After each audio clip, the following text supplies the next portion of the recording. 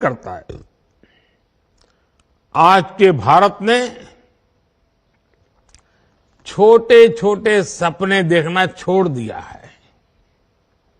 हम बड़े सपने देखते हैं और उन्हें पूरा करने के लिए दिन रात एक कर देते हैं।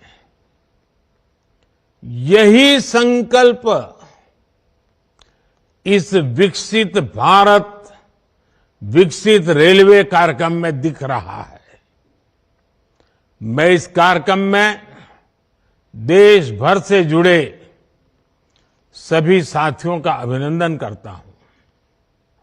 हमारे साथ 500 से अधिक रेलवे स्टेशनों और 1,500 से ज्यादा दूसरी जगहों से लाखों लोग जुड़े हैं।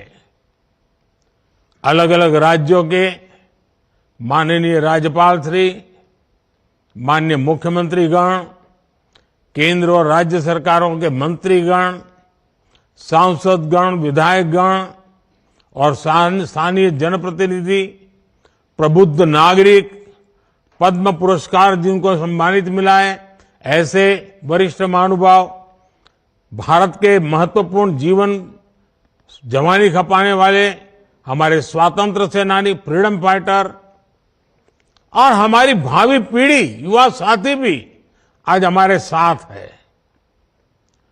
आप सभी की उपस्थिति में आज एक साथ रेलवे से जुड़ी 2000 से अधिक परियोजनाओं का शिलान्यास और लोकार्पण हुआ है। अभी तो इस सरकार के तीसरे टर्म की शुरुआत जून महीने से होने वाली है। अभी से जिस स्केल पर काम होना शुरू हो गया है, जिस स्पीड पर काम होना शुरू हो गया है, वो सबको हैरत में डालने वाला है। कुछ दिन पहले मैंने जम्मू से एक साथ आईआईटी, आईआईएम जैसे दर्जनों बड़े शिक्षा संस्थाओं का लोकार्पण किया। कल ही मैंने राजकोट से एक साथ 5 एम्स और अनेक मेडिकल संस्थानों का लोकार्पण किया। और अब आज का ये कार्यक्रम है, आज 27 राज्यों के करीब 300 से अधिक जिलों में 550 से ज्यादा रेलवे स्टेशनों के कायाकल्प का शिलान्यास हुआ है। आज यूपी के जिस गोमती नगर रेलवे स्टेशन का लोकार्पण हुआ है, वो वाकई कमाल का दिखता है। इसके अलावा आज 1500 से ज्यादा रोड, ओवरब्रिज, अंडरपास, इसकी परियोजनाएं भी इसमें शामिल है। 40,000 करोड़ रुपए की ये परियोजनाएं एक साथ जमीन पर उतर रही है। कुछ महीने पहले ही हमने अमृत भारत स्टेशन योजना की शुरुआत की थी। तब भी 500 से अधिक स्टेशन के आधुनिकीकरण पर काम शुरू हुआ था। अब ये कार्यक्रम इसे और आगे बढ़ा रहा है। ये दिखाता है कि भारत की प्रगति की रेल किस गति से आगे बढ़ रही है। मैं देश के विभिन्न राज्यों को, वहां के सभी मेरे नागरिक भाई बहनों को अनेक अनेक शुभकामनाएं देता हूं। साथियों, मैं आज विशेष रूप से अपने युवा साथियों को बहुत बधाई देना चाहता हूं। मोदी जब विकसित भारत की बात करता है तो इसके सूत्रधार और सबसे बड़े लाभार्थी देश के युवा ही है। आज की इन परियोजनाओं से देश के लाखों नौजवानों को रोजगार और स्वरोजगार के नए अवसर मिलेंगे। आज रेलवे का जो एक कायाकल्प हो रहा है, ये उन साथियों को भी लाभ देगा जो स्कूल कॉलेज में पढ़ाई कर रहे हैं। ये कायाकल्प उनके भी बहुत काम आएगा जो 30-35 वर्षों से कम आयु के हैं। विकसित भारत युवाओं के सपनों का भारत है। इसलिए विकसित भारत कैसा होगा, ये तय करने का सबसे अधिक हक वो भी उन्हीं को है। मुझे संतोष है कि देश भर के हजारों विद्यार्थियों ने अलग अलग स्पर्धाओं के माध्यम से विकसित भारत के रेलवे का सपना सामने रखा। इनमें से अनेक युवा साथियों को पुरस्कार भी मिले हैं। मैं सभी को बहुत शुभकामनाएं देता हूं। मैं देश के हर जवान को, हर नौजवान को बताना चाहता हूं कि आपका सपना ही मोदी का संकल्प है। आपका सपना, आपकी मेहनत और मोदी का संकल्प, यह विकसित भारत की गारंटी है। साथियों, मुझे खुशी है कि ये जो अमृत भारत स्टेशन है, विरासत और विकास दोनों के प्रतीक होंगे। जैसे ओडिशा के बालेश्वर रेलवे स्टेशन को भगवान जगन्नाथ मंदिर की थीम पर डिजाइन किया गया है, सिक्किम के रंगपो रेलवे स्टेशन पर आप लोगों को स्थानीय वास्तुकला का प्रभाव दिखेगा। राजस्थान का सांगनेर रेलवे स्टेशन 16वीं शताब्दी की हैंड ब्लॉक प्रिंटिंग को दर्शाता है। तमिलनाडु के कुंभकोणम स्टेशन का डिजाइन चोल काल के वास्तुकला पर आधारित है। अहमदाबाद रेलवे स्टेशन मोढेरा सूर्य मंदिर से प्रेरित है। गुजरात में द्वारका स्टेशन द्वारकाधीश मंदिर से प्रेरित है। आईटी सिटी गुड़गांव का रेलवे स्टेशन आईटी के लिए ही समर्पित होगा। यानी अमृत भारत स्टेशन उस शहर की विशेषता से दुनिया को परिचित कराएगा। इन स्टेशनों के निर्माण में दिव्यांगों और बुजुर्गों, उनकी सुविधा का भी विशेष ध्यान रखा गया है। साथियों, बीते 10 वर्षों में हम सभी ने एक नया भारत बनते देखा है और रेलवे में तो परिवर्तन साक्षात हम अपनी आंखों के सामने देख रहे हैं। जिन सुविधाओं की हमारे देश के लोग कल्पना किया करते थे, लोगों को लगता था कि काश भारत में ये होता तो। लेकिन आप देखिए, जो कभी आप कल्पना में सोचते थे, आज हम आंखों के सामने होता हुआ देख रहे हैं।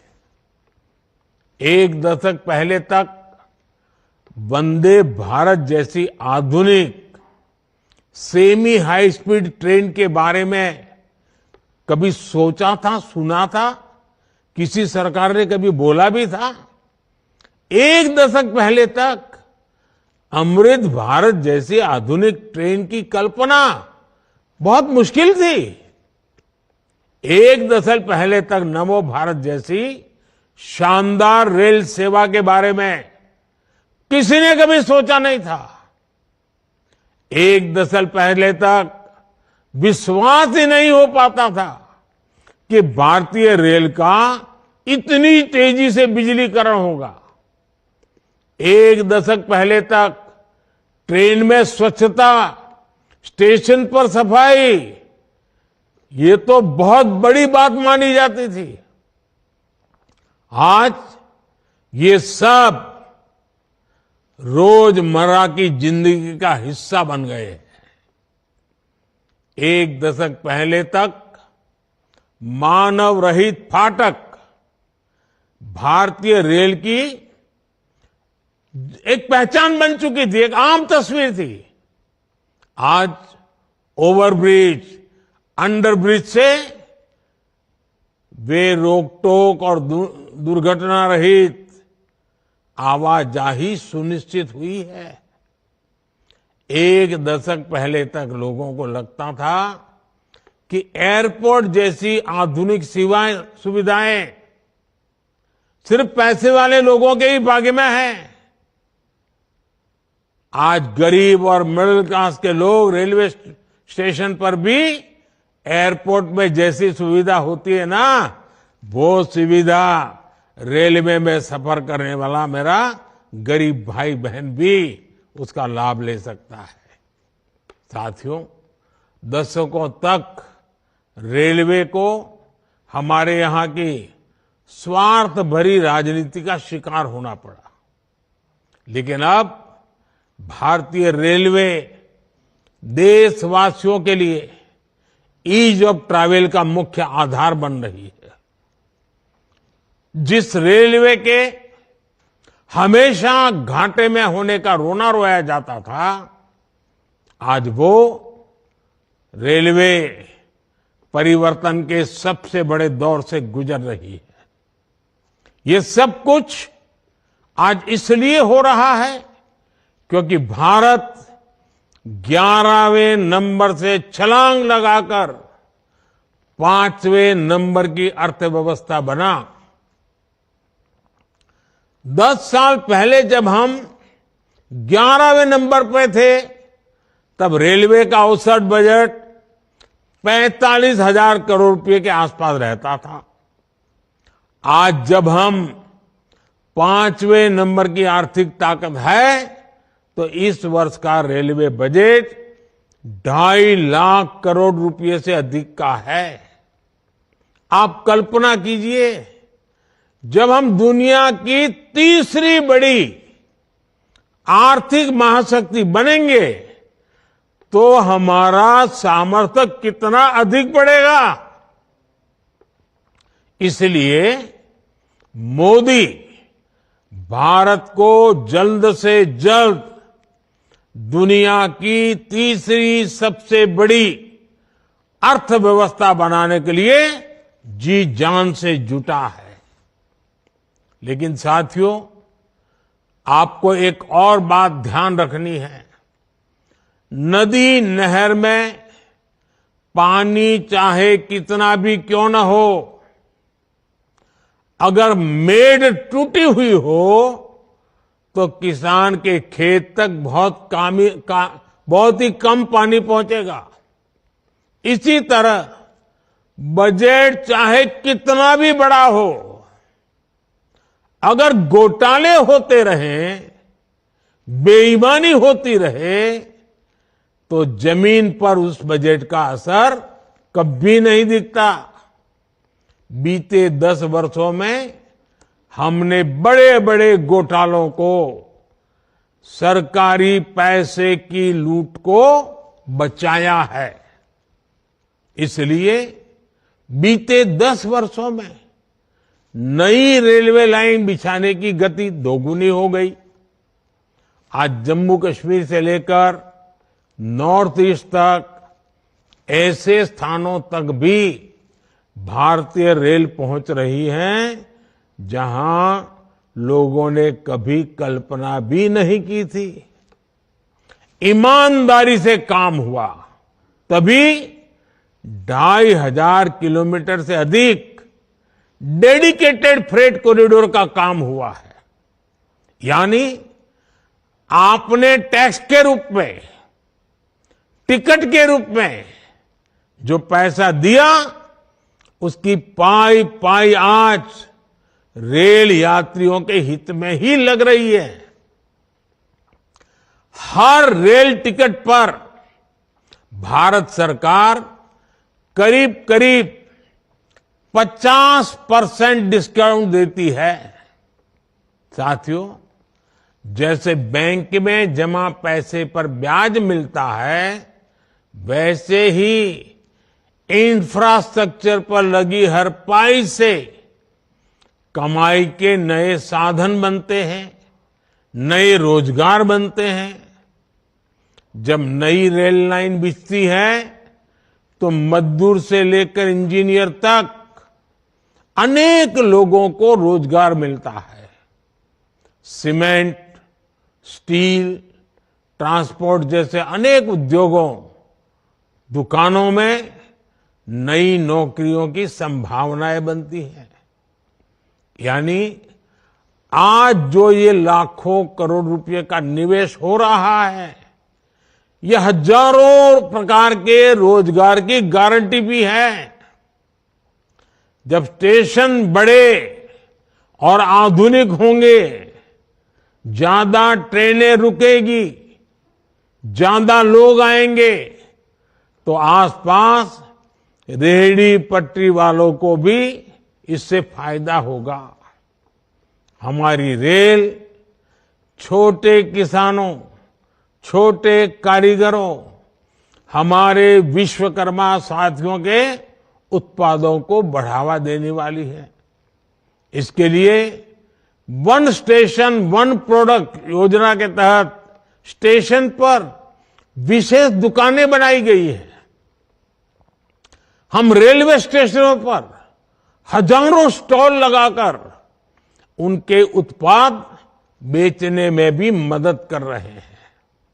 साथियों, भारतीय रेल यात्री सुविधा ही नहीं है, बल्कि देश की खेती और औद्योगिक प्रगति का भी सबसे बड़ा वाहक है।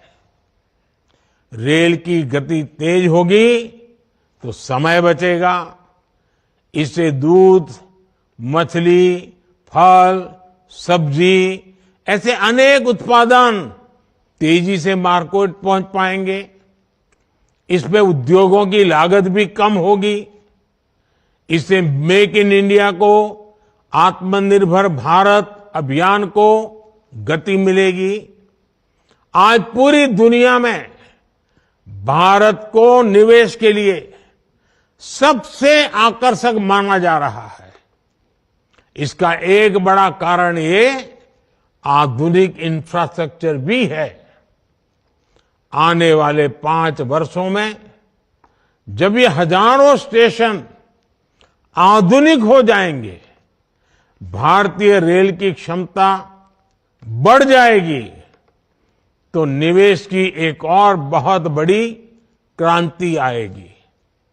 भारतीय रेल को अपने कायाकल्प के इस अभियान के लिए मैं एक बार फिर अनेक अनेक शुभकामनाएं देता हूं और सभी देशवासियों को भी एक साथ इतना बड़ा कार्यक्रम का हिस्सा बनना, एक ही कार्यक्रम में लाखों लोगों का जुड़ना, सभी आदरणीय मुख्यमंत्रियों का समय निकालना, गवर्नर जी का समय मिलना, ये अपने आप में आज का ये कार्यक्रम शायद हिंदुस्तान में एक अनेक प्रकार की नई संस्कृति को लेकर के आया है।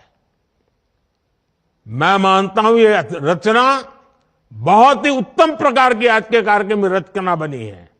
आगे भी हम इसी प्रकार से समय का सर्वाधिक अच्छा उपयोग करते हुए विकास की गति को एक साथ चारों दिशाओं में तेजी लाएंगे।